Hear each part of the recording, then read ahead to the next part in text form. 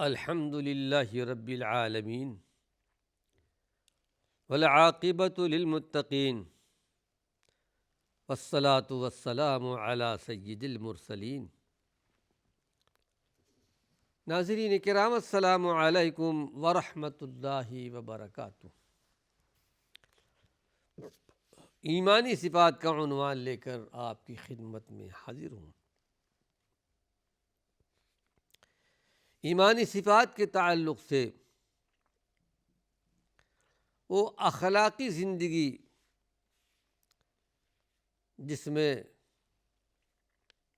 شرم و حیا کو دخل ہو، حقیقی شرم و حیا، وہ چیزیں آپ کے سامنے بیان کی گئیں۔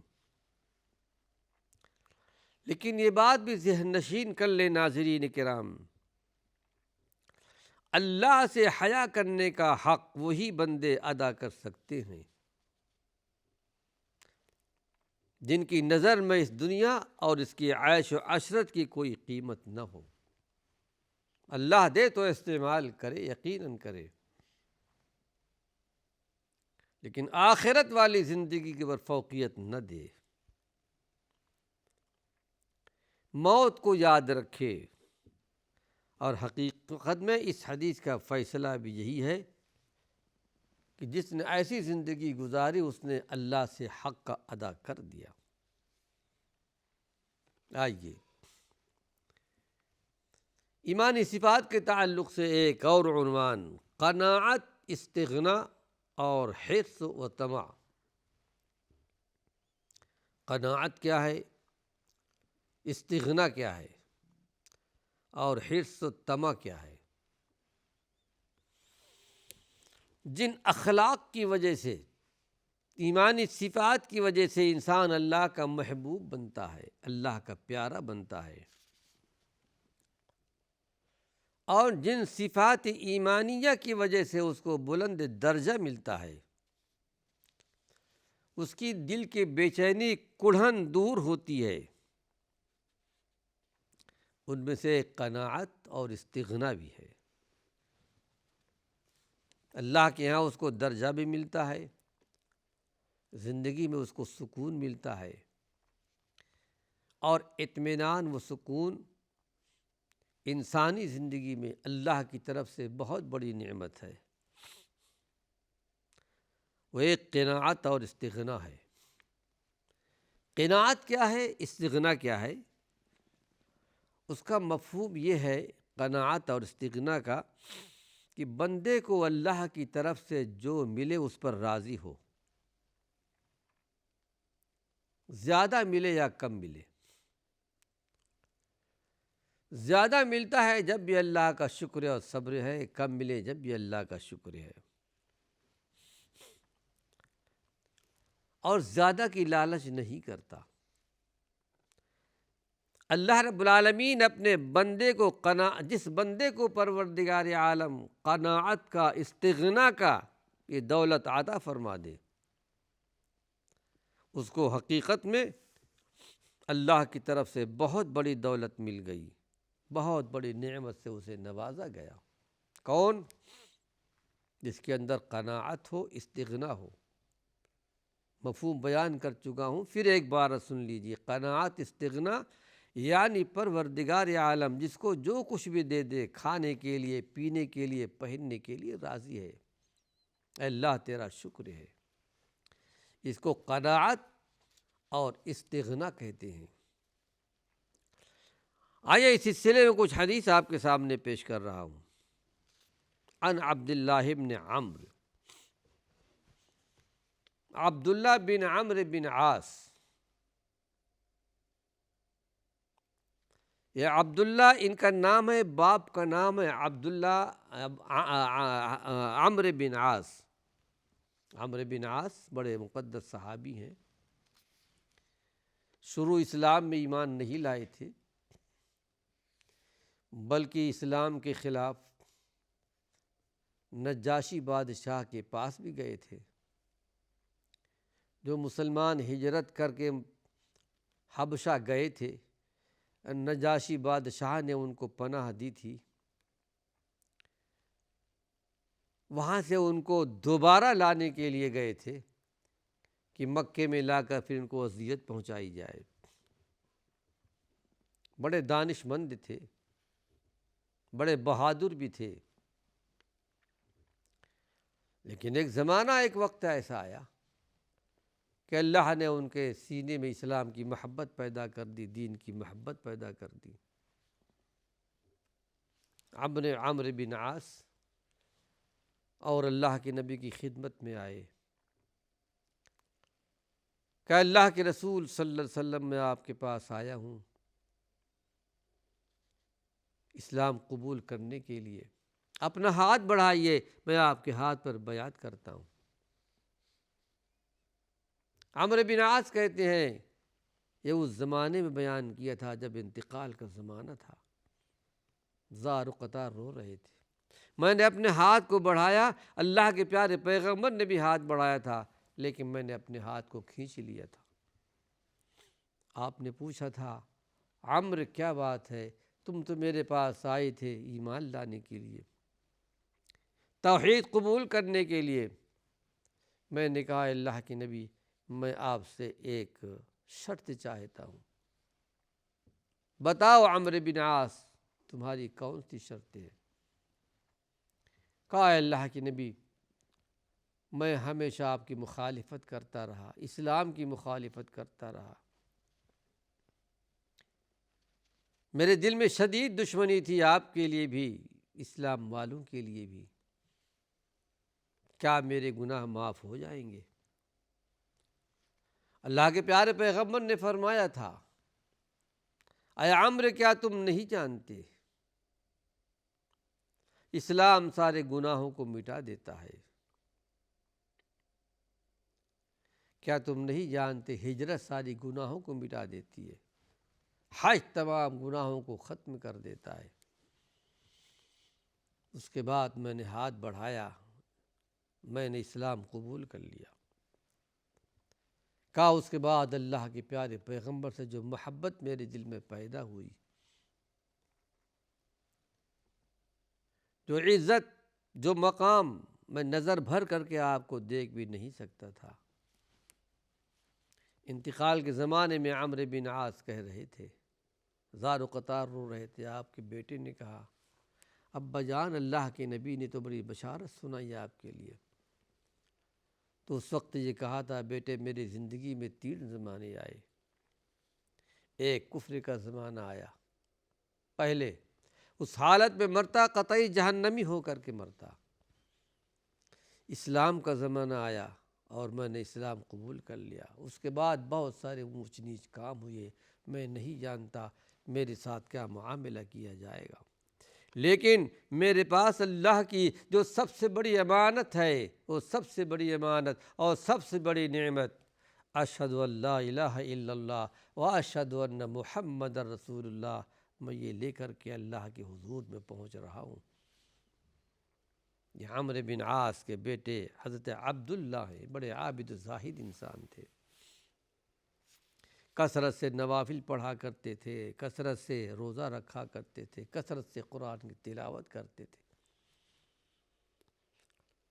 آپ نے ارشاد فرمایا تھا عمرو اے عبداللہ اتنا کرو جتنا برداشت کر سکو، ہو سکتا ہے آخری عمر میں بڑھاپے کے آنے کے بعد نہ کر سکو، لیکن جب بڑھاپے کا زمانہ آیا تو حضرت عبداللہ کہا کرتے تھے کاش کہ میں اللہ کے پیارے پیغمبر کی اس رخصت کو قبول کر لیتا، آج میں اتنا نہیں کر پا رہا ہوں جتنا کہ میں جوانی کے زمانے میں کر رہا تھا۔ اسی لیے اللہ کے نبی نے ارشاد فرمایا تھا جوانی کو غنیمت سمجھو بڑھاپا آنے سے پہلے، جو نیکیاں تم جوانی میں کر سکتے ہو بڑھاپے میں نہیں کر سکتے۔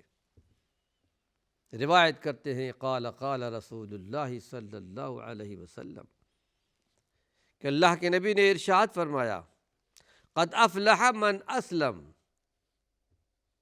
وہ آدمی کامیاب ہو گیا جس بندے کو حقیقت اسلام نصیب ہو گئی، حقیقت اسلام جس کو مل گیا، اسلام کی صحیح حقیقت، پورے اسلام پر عمل کرنا، حقیقت میں وہ کامیاب ہو گیا۔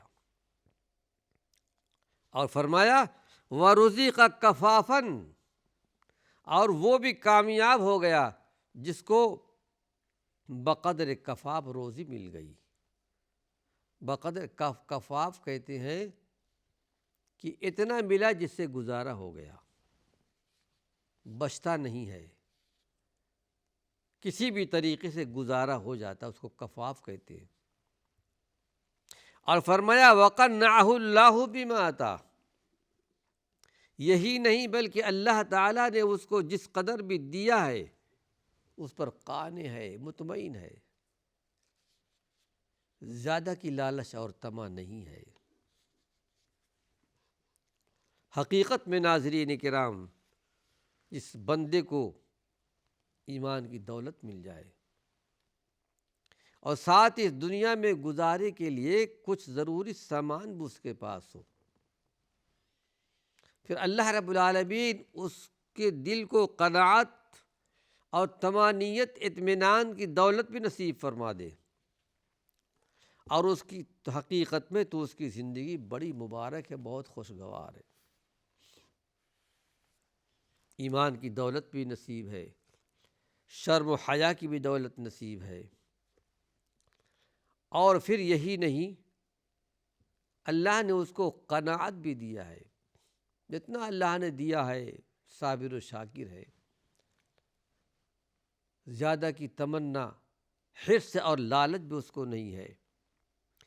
یہ قناعت اور دل کی طمانینت اور اطمینان وہ کیمیا ہے، وہ دولت ہے جس سے ایک فقیر کی زندگی، نادار کی زندگی، مسکین کی زندگی حقیقت میں بادشاہوں کی زندگی سے کہیں زیادہ لذیذ اور پرمسرت بن جاتی ہے۔